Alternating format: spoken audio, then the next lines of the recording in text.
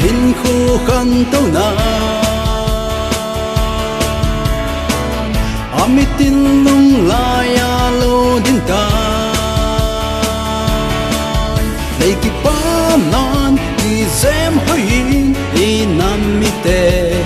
nốt nan a lệ ngui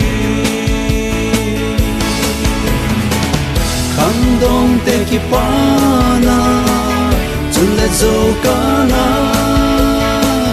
nu lệ pa kí pa na ri pa thiên lung hana a so gam tai gam lei nam sunga kan tau na hoi ba ham ma cha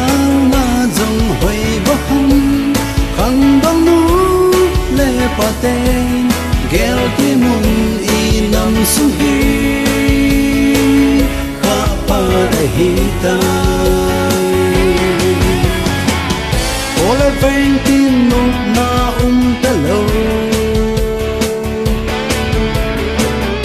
nôm na lên khôn gin đại dung ta khăn khô lối trên kỳ tôn có yên khăn khô bê yên ra lại y lệ người khăn đông te kỳ pa na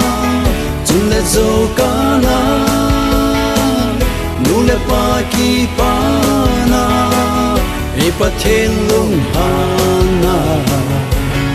a so gam tai gam lei nam sunga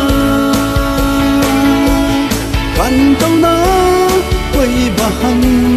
ma cha na jong hoi ba ham khang dang nu le pa te gel ki mun i nam su hi pa pa hi ta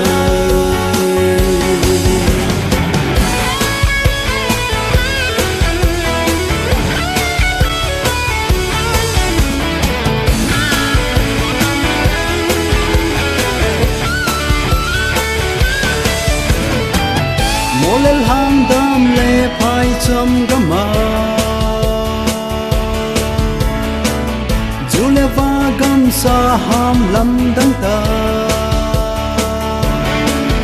chừng lệ xuống in đầu dấu ta lưng đi khăn tâu na ba cái đâu na dê khăn đông te khăn tâu na chun lệ dấu đâu na nu lệ pa khăn tâu na ai xin pa đâu na dê a so gam tai gam lei nam sunga khăn tâu na pi nam pi